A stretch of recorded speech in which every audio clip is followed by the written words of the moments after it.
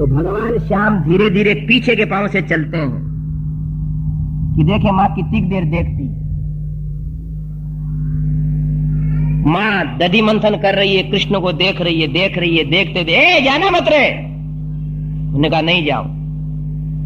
धीरे धीरे खा रहे मक्खन रोटी। अब इधर क्या हुआ कि वो दधि मंथन करते करते मक्खन निकल गया उस बिलोवणे में। तो आपको मालूम है मक्खन निकालने के लिए उसमें हाथ देना पड़ता है। और इतने के अंदर यशोदा तो उधर देखने लगी और भगवान जोर से खिसके तो गिर गए, सारे शरीर में धूल लग गई।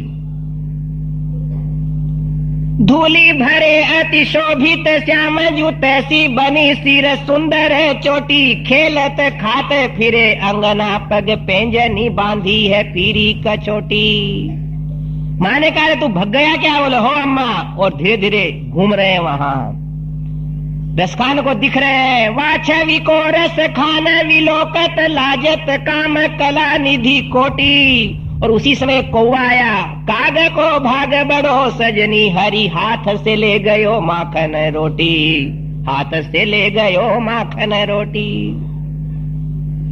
दोनों हाथ से मक्खन रोटी ले गया। भगवान उस कौवे से कह रहे हैं कि डरे मत, कल और आ जाना है। बोल गोपाल कृष्ण भगवान की। तो भैया जिस किसके हैं बच्चे तो उनका प्यार दुलार प्राप्त करें, और नहीं है तो भगवान ही बालक है। वो ऐसे लड्डू गोपाल हैं कि तुम्हारे को हर पल प्रसन्न रखेंगे। पर सांसारिक बातें बता रहे हैं कि ये 6 सुख हैं। अर्थागमो नित्य मरो गीता च, प्रिया च भार्या प्रियवादिनी च, वशी च पुत्र है कि बेटा होवे और वो आज्ञाकारी होवे, नहीं तो भैया दुख ही दुख है।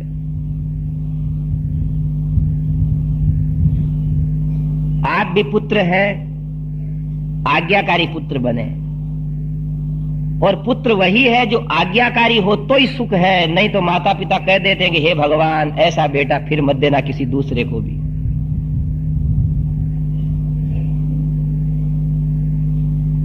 शास्त्रों में तो यहां तक आज्ञा है, मातृदेवो भव पितृदेवो भव।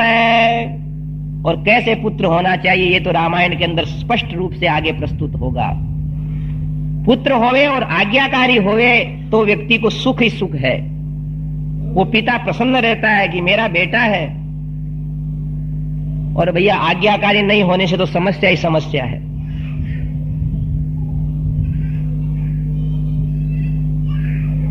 ऐसा किसी कवि ने कहा है कि जब अब्बा अब्बा कहते थे तो बड़े मजे में रहते थे। जब हम बच्चे थे और पिताजी को कहते थे अब्बा अब्बा अब्बा अब्बा तो बड़े मजे में रहते थे। दो ही तरफ की बातें हैं। और अब कहलाने लग गए अब्बा तो पीठ में पड़ने लग गए धब्बा कि बाप बन गए तो कोई छोरा कुछ कह रहा है, कोई कुछ कह रहा है, कोई मान नहीं रहा है, कोई लड़ रहा है, कोई चाबी मांग रहा है, कोई पासबुक मांग रहा है। तब सुख नहीं है। पर देखो सच्ची बात तो यह है कि पुत्र जन्मोत्सव से व्यक्ति को बड़ा हर्ष होता है, उसके पितर लोग प्रसन्न होते हैं, वंश वल्लरी बढ़ती है उसकी। वशी च पुत्रो, और आगे है अर्थ करी च विद्या, जो कुछ पढ़ाई करे उससे कुछ उत्पन्न होवे। ये 6 सुख है। राजस्थान में यूं कहते हैं हिंदी के अंदर, पहला सुख निरोगी काया, दूजा सुख घर में माया, तीजा सुख पतिव्रता नारी, चौथा सुख पुत्र आज्ञाकारी। बातें वो की वो है। इनमें से एक भी न्यून होता है तो मनुष्य को कष्ट होता है। महाराज दशरथ के पास क्या नहीं है? महान नगरी है, चक्रवर्ती सम्राट हैं, कौशल्या सुमित्रा कैकेयी जैसी सुंदर स्त्रियां हैं, मंत्री हैं, राज है, किंतु पुत्र के नहीं होने से तस्य लालप्यमानस्य तस्य चैवं प्रभावस्य धर्मज्ञस्य महात्मनः सुतार्थं तप्यमानस्य नासीद वंशकरः सुतः। आखिर वो चिंता करते हैं। तो स्वयं के मन में क्या भाव आया कि मेरे को इतना पुण्य करना चाहिए कि जिससे पुण्य के प्रभाव से देवता लोग भगवान श्रीमन नारायण मेरे को बेटा दे दें, मैं यज्ञ करूं। ऐसी प्राय बात मिलती भी है कि जिनके संतान नहीं है और उसके लिए बड़े यज्ञ यागातिक पूजा माला जप तप करते हैं तो फिर कोई महापुरुष ही आता है। देखो, ऐसा कहते हैं कि इस धरा धाम के ऊपर वीर शूर दानी मानी ज्ञानी आने के लिए तैयार हैं।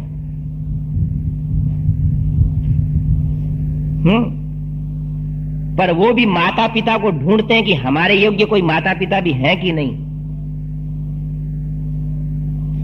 वो दिव्य आत्माएं भी देखती रहती हैं, हर घर में, हर गली में, हर नगर में जाकर के देखती हैं कि ये दंपति क्या कर रहे हैं। उनको मालूम पड़ता है कि यहां पुत्र जन्म के लिए, यहां कन्या रत्न की प्राप्ति के लिए देवताओं से प्रार्थना कर रहे हैं कि हमारे घर में ऐसा लड़का पैदा होवे जो कुल दीपक होवे। स जातो ये न जाते न याति वंश है समुन्नति वयांसी किन्न कुरवंती चंचवा सोदर पूरणम।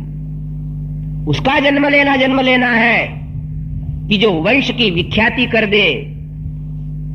खाली अपना पेट पालने वाले तो कौओं के बच्चे भी होते हैं जिनके हाथ भी नहीं, चोंच से अपना पेट भर लेते हैं। है? आते कहां से हैं? नर नारियों से पुत्र जन्म लेते हैं। पर उन नर नारियों की क्या धारणा है पुत्रों के जन्म के लिए, ये बात विशेष है। सज्जनों, ये माताएं महात्माओं के पास आकर के ये पूछती हैं, महाराज हमारा लड़का अच्छा नहीं हो रहा है, कहना नहीं मान रहा है। तो कभी कभी हम लोग पूछ लेते हैं कि आप भजन भाव नहीं करती होंगी? नहीं महाराज, हम तो 2 घंटे भजन करती हैं। फिर हमने सोचा कई जगह कि जब इनके माता पिता 2 घंटे भजन करते हैं तो ये लड़के क्यों नहीं भजन करते हैं? हमने एक जगह पूछ लिया कि ए बहन नाराज मत होना। बोल नहीं महाराज नाराज नहीं हुए। जब इनका जन्म हुआ था जब आप कितना भजन करती थी? बोले जब तो सिनेमाएं देखती थी। बताओ क्या करें? सच्ची कह रहे हैं, हम झूठ नहीं बोल रहे हैं इसमें। अपन बाद में भजन करते हैं, वृद्धावस्था में भजन करते हैं, उस समय बेटे थोड़े होने वाले हैं। उस समय तो जन्म सुधरेगा। पर जन्म को सुधारने के साथ बहुत बड़ा दायित्व है कि हमारे से जो जन्म लेते हैं वो भी सुधरे हुए पैदा होना चाहिए। अगर वो बिगड़े हुए पैदा हो गए तो राष्ट्र के लिए हमने आफत पैदा कर दी है। राष्ट्र को संपत्ति नहीं दी है, विपत्ति दे दी है। कुल के अंदर दीपक को उत्पन्न नहीं किया, कुलांगार को पैदा कर दिया है। इसलिए नर नारी को युवा अवस्था के अंदर ही बहुत समझना चाहिए।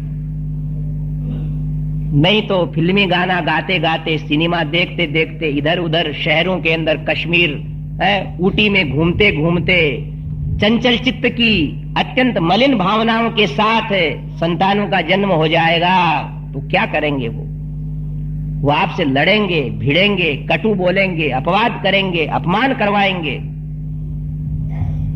एतदर्थ ही जहां जहां महापुरुष उत्पन्न होते हैं ना, उनके पहले उनके माता पिता बहुत भजन करते हैं। देवकी और वसुदेव को भी कृष्ण जब देखने को मिले हैं, जब 8 वर्ष तक जेल के अंदर ओम नमो भगवते वासुदेवाय, ओम नमो भगवते वासुदेवाय जपते रहे। इसलिए महाराज दशरथ क्या सोचते हैं? हम यूं कह रहे थे कि जो नर नारी सम्यक चरित्र से युक्त रहते हुए भजन भाव करते हैं, पूजा पाठ करते हैं, भगवान को नैवेद्य भोग लगा करके पाते हैं, घर संपत्ति ठाकुर जी की समझते हैं, भगवान से प्रार्थना करते हैं कि आपने हमको मनुष्य दिया, बनाया है, इस जाति में जन्म दिया है, इसके अनुकूल संतान देना। हमारे यहां प्रार्थना की जाती थी, पर स्कूलों में भी बोलते थे, जिस देश जाति में जन्म लिया बलिदान उसी पर हो जावे, वह शक्ति हमें दो दया निधे कर्तव्य मार्ग पर डट जावे। निज आन बान मर्यादा का प्रभु ध्यान रहे, अभिमान रहे। जिस देश जाति में जन्म लिया बलिदान उसी पर हो जावे, वह शक्ति हमें दो दया निधे कर्तव्य मार्ग पर डट जावे। एतदर्थ ही सज्जनों, इस भारत भूमि के अंदर तो यहां तक व्यवस्था है, भूल गए लोग कि 16 संस्कारों के अंतर्गत गर्भाधान संस्कार का भी उल्लेख आता है कि नारी स्नानादि करके अत्यंत प्रसन्न मन से रहती हुई इस भाव से अपने पति को देखे कि हम इस गृहस्थ धर्म के अंदर उन बालकों को जन्म देवें जिन्हें अपने कुल का, अपने संस्कृति का, अपने देश का, अपने समाज का गौरव रहे। ऐसा महान उपदेश है। और यूं मानने वालों के घर के अंदर तो आकाश मार्ग में, अंतरिक्ष मार्ग में विचरण करने वाले महापुरुष भी आकर के गर्भ में निवास करते हैं और अपने कुल का गौरव बढ़ाने वाले वीर शूर गंभीर धीर पुरुष पैदा होते हैं। नहीं तो क्या, रोज जन्म लेते हैं और रोज मरते हैं, किसी की गणना ही नहीं है। बात यह थी कि जिनके संतान नहीं होती है वो फिर बड़ा पुण्य कार्य करते हैं, तब उनके कोई न कोई महापुरुष ही आते हैं। महाराज दशरथ ने सोचा, चिंतयानस्य तस्यैवं बुद्धिरासीन महात्मनः सुतार्थम वाजिमेधेन किमर्थम न यजाम्यहम्, कि मेरे को अब यज्ञ करना चाहिए। इसलिए वशिष्ठ जी को बुलाया और सबसे पहले तो उनसे प्रार्थना ही कर दी कि महाराज मेरे को अश्वमेध यज्ञ करना है और आप तैयारी करें। अब जिस प्रकार राजा अश्वमेध की तैयारी करेंगे, यज्ञ संपन्न होगा, बीच के अंदर ही सुमंत्र इनको दूसरी बात कहेंगे कि आपके यज्ञ अश्वमेध से संतान नहीं होगी। सुमंत्र कहेंगे कि आपको ऋष्यशृंग मुनि के आशीर्वाद से बालक मिलेंगे। ये कथा सब कल हम प्रातःकाल 9 बजे से कहेंगे। और सज्जनों, एक बात और है, आप लोग आज प्रथम दिन ही अच्छी संख्या में पधारे हैं। इस संसार में सबसे मधुर वस्तु होती है तो ज्ञान चर्चा और भगवत चर्चा है, पर प्राय क्या इसके अंदर मन नहीं होता आने का, पाप खींचते हैं। फिर भी प्रेरणा देकर के देखो, ये संसार के प्रपंच तो कभी खत्म होने वाले नहीं है। संसार के प्रपंच कभी कम ना होंगे और एक दिन ऐसा आएगा कि हम ना होंगे। अभी कर्फ्यू लग जाए तो फिर क्या, बैठे रहो घर में।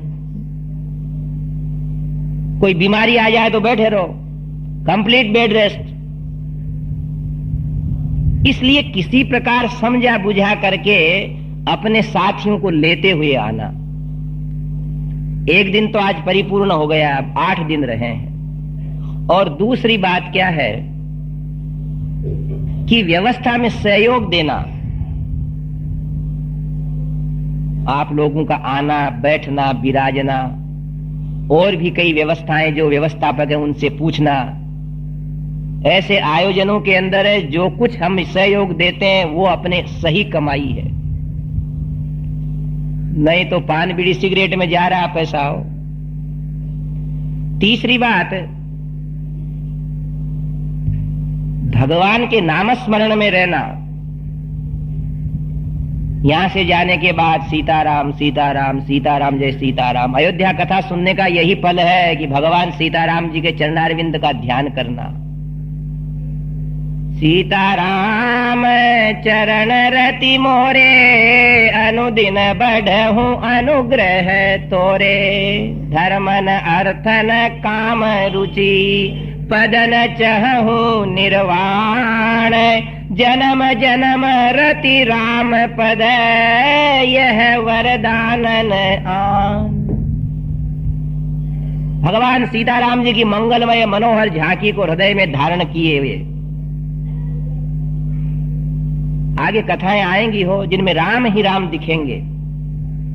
निर्मल भगवान का नाम लेते हुए ये 9 दिन व्यतीत करें। और चौथी व्यवस्था इन लोगों ने ये रख रखी है कि रात्रि के अंदर भी यहाँ घंटा 2 घंटा का कीर्तन है।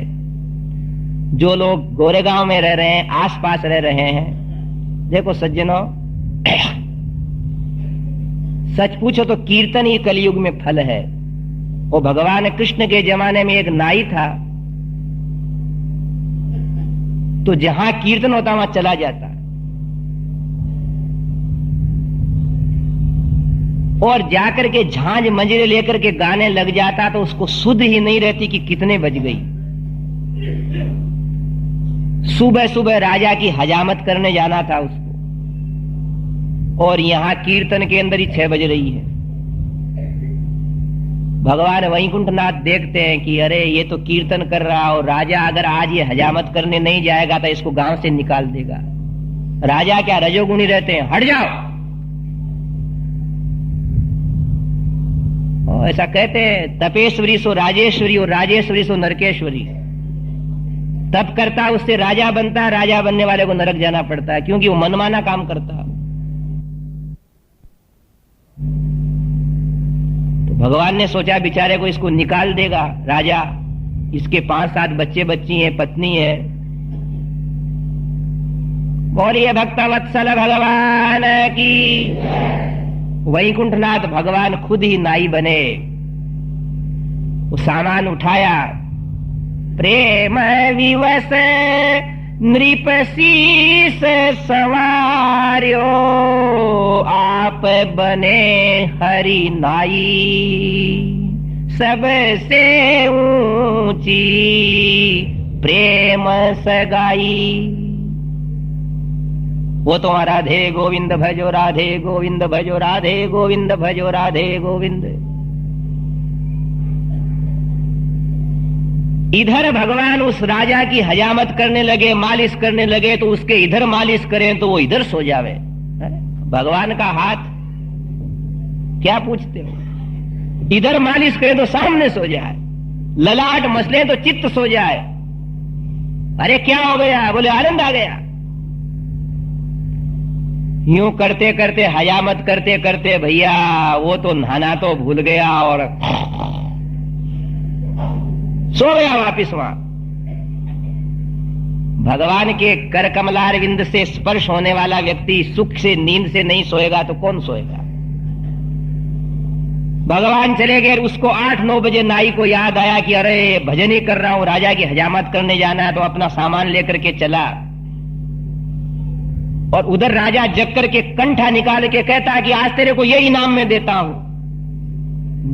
किस बात का? बोले आज जैसी हजामत मेरी जिंदगी में किसी ने नहीं बनाई।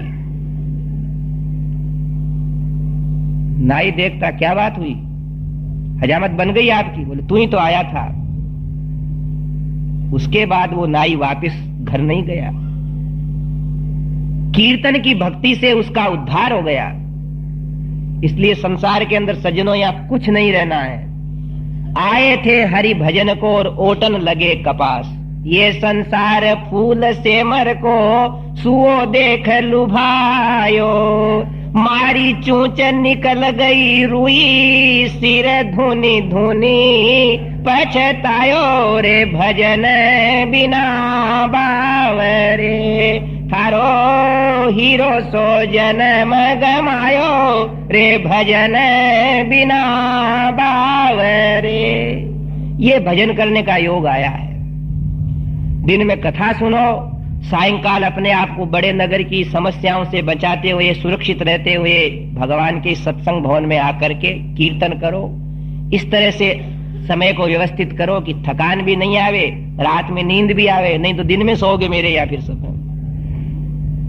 और ये कह करके आज का कथावाक भगवत चरणों में अर्पित करते हैं। आरती आप लोग सब सम्मिलित रूप से प्रेम से गावें, आरती होने के बाद जावें। श्री राम जय जय राम, राम श्री राम जय जय राम, राम सीताराम जय सीताराम,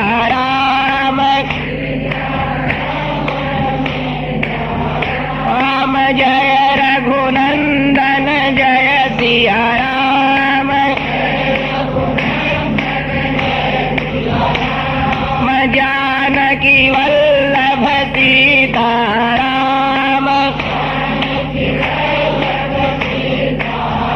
राम श्री राम जय जय राम, राम श्री राम जय जय राम। और ये राजा रामचंद्र भगवान की। अब भाई जिनको आरती याद है, जो अच्छे गा सकें, वो लोग सुमधुर कंठ से अपने आरती का गायन करें। बोलिए राजा रामचंद्र भगवान की, श्रीमन्नारायण भगवान की, श्री गोदारंगनाथ भगवान की, श्री लक्ष्मी वेंकटेश भगवान की, श्री जगन्नाथ भगवान की, श्री गोपाल कृष्ण भगवान की, श्री वाल्मीकि भगवान की, श्री रामानुज स्वामी जी महाराज की, श्री स्वामी जी महाराज की, सनातन धर्म की, गौ माता की। अखिल कोटि ब्रह्मांड नायक, करुणा वरुणालय सच्चिदानंद स्वरूप सर्वांतर्यामिन श्री राघवेंद्र महाप्रभो, समुपस्थित सम्माननीय विद्वज्जनों, भगवत गुणानुरागी भागवत जनों, माताओं, बहनों, भाइयों, बालकों, परमात्मा की परम मंगलमयी कृपा के फलस्वरूप भगवत सानिध्य में बैठे हुए श्री राम कथा सुन रहे हैं। कोई जीवन का कुछ फल बताता है, कोई कुछ बताता है।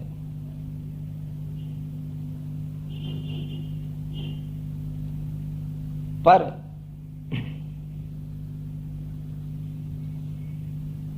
यदि शांति मिलती है तो श्री राम कथा में मिलती है।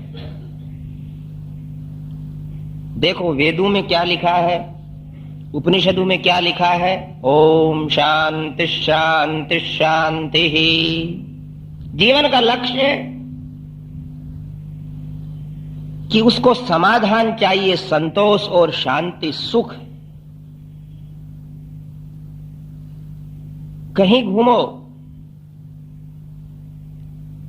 वहां से आने के बाद सुख नहीं है, पर कथा के अंदर आने के बाद, कथा के समय सुख ही सुख है, शांति शांति है। देखो भाई, ऐसा कहते हैं कि नींद है ना, वो शांति के बिना नहीं आती, सुख के बिना नींद नहीं आती। और यह 100% सही बात है कि कथा के अंदर आराम से नींद आ जाती है, इसका मतलब शांति यही है।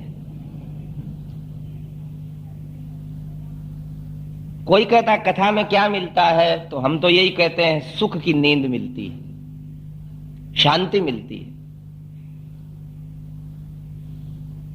मन को शांति मिलती है, विचारधाराओं को शांति मिलती है, जीवन को शांति मिलती है, आत्मा को खुराक मिलती है। पर यह सत्संग भगवान की कृपा से मिलता है, नहीं तो मिलता नहीं। घर से निकलता है सत्संग सुनने को और आदमी बीच में ही अटक जाता है, ईश्वर की कृपा नहीं हो तो क्या करो। गंगा जी गया एक व्यक्ति, टिकट खरीदी, पैसे लगाए, उतरा किसी धर्मशाला मंदिर में, पर उसको बुखार आ गया, बिना स्नान करे ही लौट गया। श्रीमन्नारायण भगवान की। क्या करें? बिना भगवान की कृपा के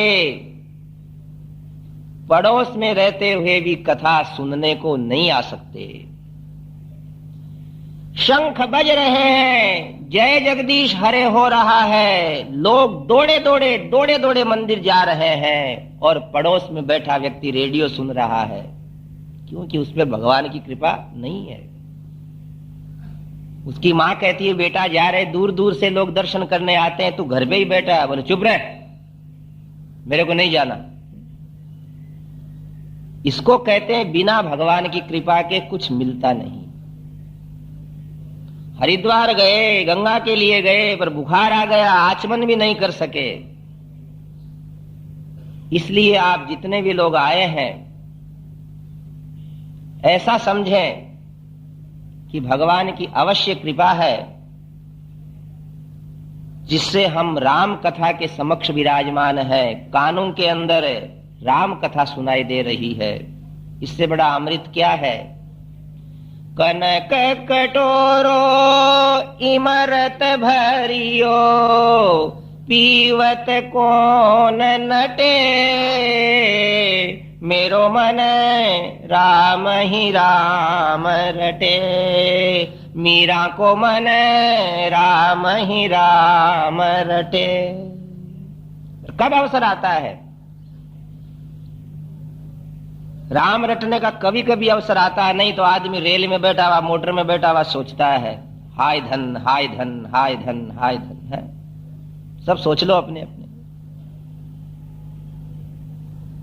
कभी कभी अवसर आता है कि जब उसकी बात भूल करके हम भगवान श्रीमन नारायण के उभय चरणारविंद के अंदर प्रीति लगाए हुए एक एक शब्द को सुनते रहते हैं, कानों से आस्वादन लेते रहते हैं। मिश्री को अगर मुंह में दबा लिया जावे, बहुत सारी किशमिश दाख उनको स्वच्छ धोकर के गलाफ में दबा लिया जावे और धीरे धीरे उसका आस्वादन लिया जावे, जो घूंट उसमें नहीं मिलती वो भगवत कथा के अंदर अमृत मिलता है। तृप्त हो जाता है, शांत हो जाता, प्रसन्न हो जाता है, उसके बाद कुछ इच्छा नहीं रहती। श्री राम जय जय राम, राम श्री राम जय जय राम। तो आप वो राम कथा सुन रहे हैं। कल कहां तक सुन के गए थे याद करें।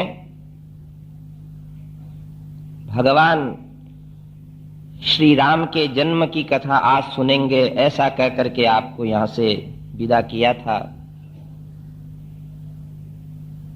बताया था कि संसार के अंदर किन किन कारणों से संसार ठीक लगता है। जब बारीकी से गौर किया दुनिया की इस हकीकत का, तो यही समझ में आया कि घर है बड़ी मुसीबत का, इसमें दुख ही दुख है। जो देखा सो दुखिया देखा, संतन के दुख दूना। साधु महात्मा भी एक दूसरे को आश्रम को देख सोचते रहते हमारा छोटा क्यों है। जो देखा सो दुखिया देखा, संतन के दुख दूना। और कहत कबीर सुनो भाई साधो, एक घर नहीं है सूना।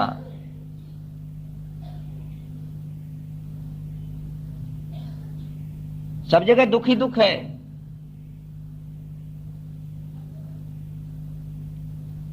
और देखिए वास्तव में दुख है। बड़ा मकान हो जावे तो आदमी कहता है इसमें झाड़ू नहीं निकलती, बड़ा दुखी हूं। और किराया का मकान होवे तो बोलता कि सामान रखने को जगह नहीं है, तो क्या करो है। बाल गोपाल ज्यादा है तो बोले बहुत झगड़ा है, और नहीं होवे तो यूं रोना। फिर भी इस दुखमय संसार में कल हमने बताया था कि 6 बातें होने से आदमी को सुख मिलता रहता है, समय निकलता रहता है, उलझा हुआ खेलता रहता है। वास्तव में तो सुख मिलेगा भगवान के यहां, भगवान की याद में।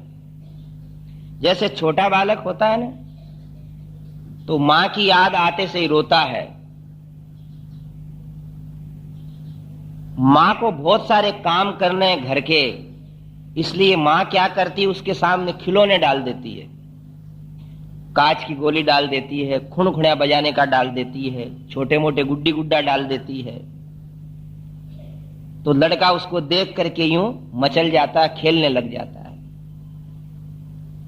वास्तव में लड़के के लिए वो अभीष्ट नहीं है, वो बालक उन चीजों को नहीं चाहता है, पर मां ने उसको खिलौने दे दिए खेलने के लिए, इसलिए मां को भूल जाए।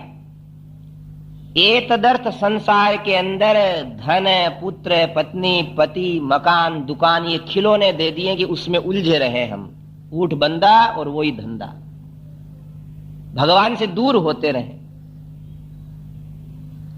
मिलता है सच्चा सुख केवल भगवान तुम्हारे चरणों में, श्री राम तुम्हारे चरणों में। सच्चा सुख तो वही है। एतदर्थ 6 बातें बताई थी कि इनसे आदमी को थोड़ा सुख मिलता रहता है। और प्रकरण यहां तक हुआ कि महाराज दशरथ, जिनके जीवन में सब कुछ है, किंतु पुत्र संतति न होने से, तस्य चैवं प्रभावस्य धर्मज्ञस्य महात्मनः सुतार्थं तप्यमानस्य नासीद वंशकरः सुतः। बालक न होने से उनके हृदय के अंदर थोड़ा थोड़ा दुख होने लगा, मन को समझाया, किंतु पूरे साम्राज्य के लालन पालन की दृष्टि से एक दिन आकुल हो गए कि किसके लिए कर रहा हूं, इस जनता जनार्दन की कौन सेवा करेगा, मेरी वंश वल्लरी का विकास कैसे होगा।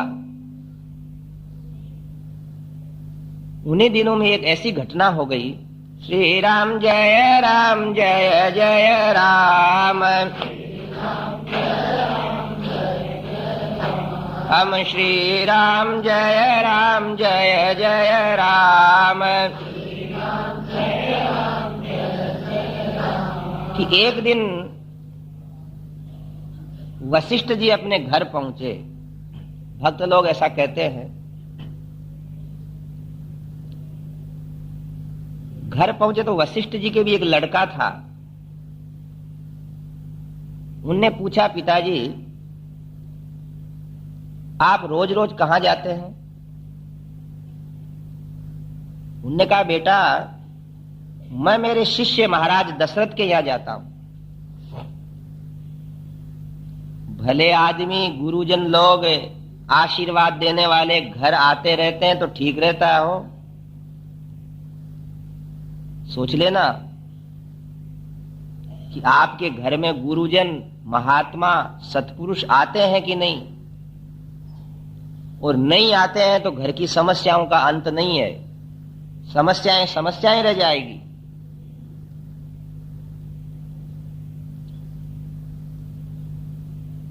वशिष्ठ जी कहते हैं कि बेटा मेरे शिष्य महाराज दशरथ के यहां जाता हूं। तब वो बेटा बालक छोटा सा 8-10 वर्ष का वात्सल्य रस से भरा हुआ अपने पिताजी के थैले में से फल फूल निकाल लेता है। ये आप अनार लाए, ये आप सेव लाए, एक को जेब में डाल लेता है, एक को मुंह से चबाने लगता है। बोले, पिताजी हाँ बेटा, आप जैसे महाराज दशरथ के यहां जाते हो ना, वैसे ही बड़ा होकर के मैं महाराजा दशरथ के बेटे के पास जाऊंगा। बोलिए राजा रामचंद्र भगवान। महाराज दशरथ के तो संतति थी नहीं। उस बेटे की बात सुनकर के वशिष्ठ जी उसको देख करके मन ही मन दुख को दबा लेते हैं और अपने काम में लग जाते हैं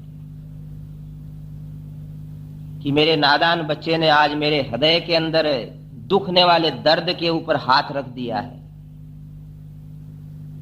रात को तो सोए रहे, सुबह होते होते महाराज दशरथ के गए घर, तीनों रानियों ने प्रणाम किया, महाराज दशरथ ने अभिनंदन किया, आसन पे बैठाया, पुष्पों से चरणों की पूजा की और सदुपदेश सुनने के लिए तैयार हो गए। श्री राम जय राम जय जय राम, राम श्री राम जय राम जय जय राम,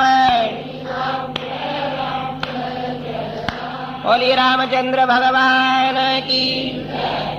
मंगलाचरण किया, कीर्तन कराया भगवान नारायण का। नमो नमो नारायणाय, नमो नमो नारायणाय,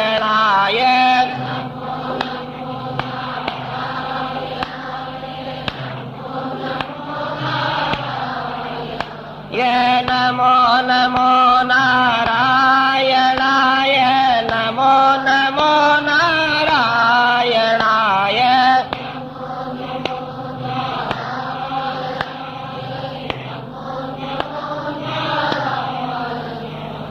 कीर्तन पूरा हुआ। वशिष्ठ जी ज्यों ही बोलने के लिए आरंभ करते हैं कि महाराज दशरथ के आंगन को सूना देख करके अपने पुत्र की बात याद करके रो पड़े। खाली शिष्य का, घर का मान सम्मान और द्रव्य इत्यादि लेने मात्र से गुरु का पद पूरा नहीं होता। सच्चा गुरु वो जो उसकी समस्याओं को पूरी कर दे, जिसकी समस्या को अपनी समस्या समझे। आंखों में वशिष्ठ जी के अश्रु प्रवाह देख करके महाराज दशरथ खड़े होकर के कहते हैं, गुरुदेव कौन सा दुख है जिससे आप आज दुखी हो रहे हैं? कहा, महाराज मेरा दुख नहीं है, पर मेरे बेटे ने कल कह दिया है कि दशरथ के बेटे का गुरु मैं बनूंगा, उनके घर में जाऊंगा, इसलिए तुम्हारे घर को संतान रहित देख करके मुझे दुख हो रहा है। बोलिए श्रीमन नारायण भगवान की। इतने में तीनों रानियां चरण पकड़ करके कहती हैं कि महाराज अब हमारा दुख दूर हो जाएगा, कि हमारे दुख से गुरुजी दुखी हो गए, अब दुख नहीं रहेगा, गया हमारा दुख। सज्जनों, सेवा करनी है किसी की तो ऐसी करो, किसी को अपना बनाना तो गुणों से ऐसा बनाओ कि वो आपके घर की समस्या विद्वान महात्मा ब्राह्मण अपने घर की समस्या समझ ले, फिर कुछ कमी नहीं रहेगी। और वशिष्ठ जी ने ऐसी बात कहते से ही महाराज दशरथ ने कहा कि मैं तो अश्वमेध यज्ञ करने का संकल्प ले चुका। चिंतयानस्य तस्येवं बुद्धिरासीन महात्मनः सुतार्थम वाजिमेधेन किमर्थम न यजाम्यहम्। गुरुजी से पूछा ही नहीं हो उपाय क्या करना चाहिए।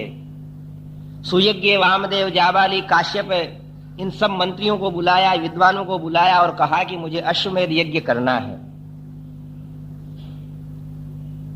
आज विचार किया है और 1 वर्ष तक तैयारियां चली हैं। सुमंत्र से कह दिया कि बिना विधि विधान के किया हुआ यज्ञ सफल नहीं होता। एतदर्थ वस्तु सत्यनारायण की कथा भी बचाना होता है तो एक दिन में नहीं बचती है।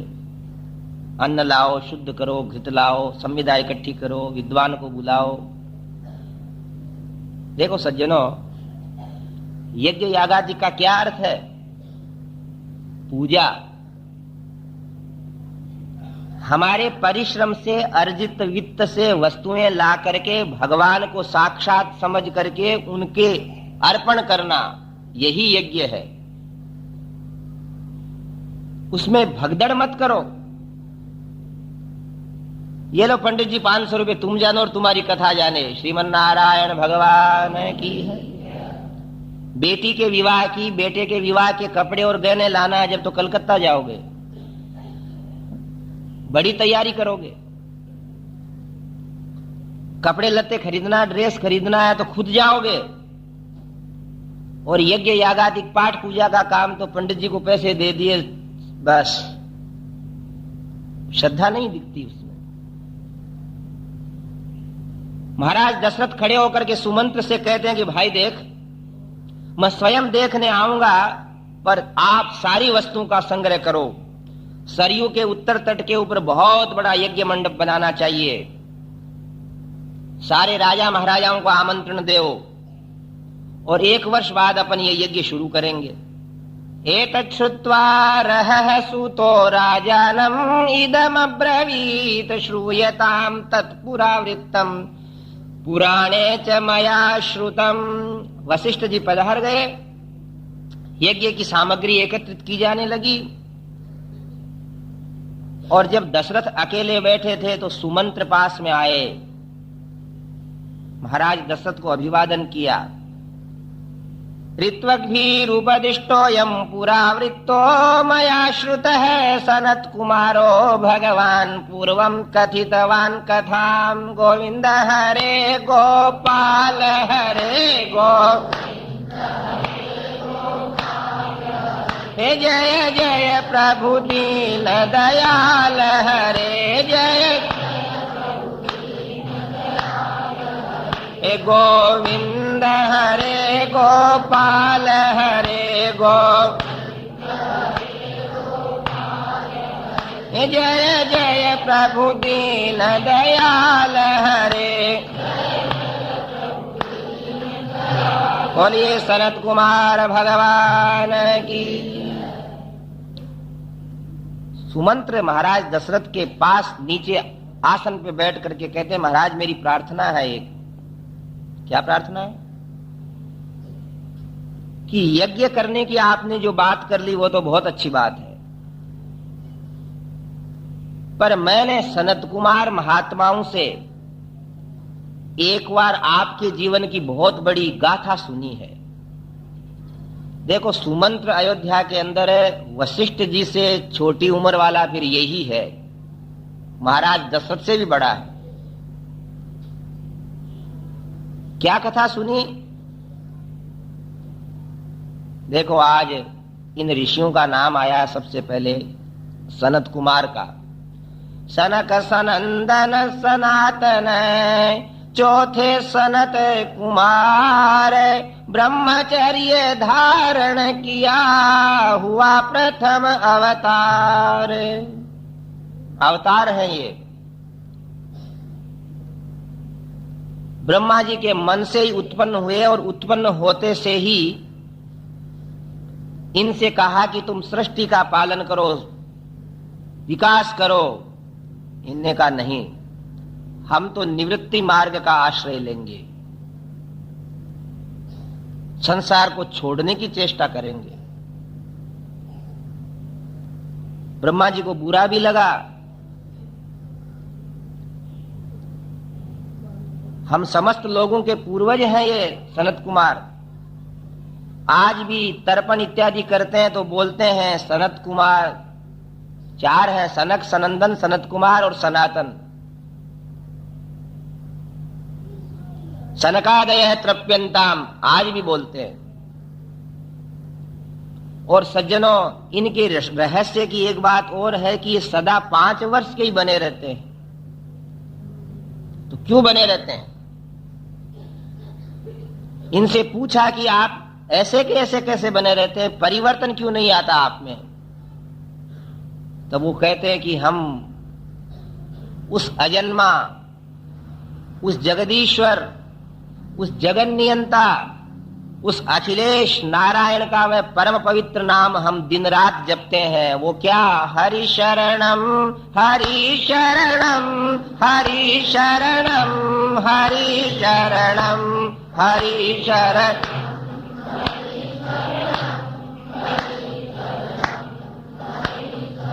हम हरि भजले हरि भजले हरि भजने का मौका है। हरि भजले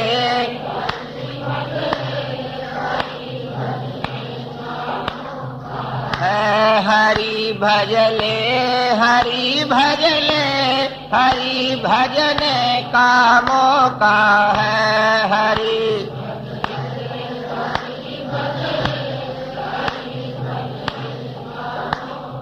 ये सनकादिकों का परम उज्जवल मंत्र है श्री हरिशरणम, श्री हरिशरणम, श्री हरिशरणम। और क्या कहते हैं वो कि इसका अनवरत जप करने के कारण हमें बुढ़ापा नहीं आ सकता और नहीं आएगा। सज्जनों, कल्याण में कथा छपी थी। हमको किसी कल्याण के पाठक ने कहा कि एक आदमी को डॉक्टर देखने आया। ये शरीर तो है ना भाई, रोग का घर है। शरीरंच नवच्छिद्रम व्याधिग्रस्त कलेवरम, रोगाश्च शत्रव इव प्रहरन्ति देहम। शत्रु नहीं कर सकता, वो रोग आकर के कर देते हैं। वृद्धावस्था थी उस व्यक्ति की, रोग आया, रोग बढ़ा, चिकित्सक आया, यंत्रों से परीक्षण किया, व्यक्ति शैया पे सोया है, उठते नहीं बनता, बैठते नहीं बनता। उसके पुत्रों से कह के चला गया चिकित्सक की आज की रात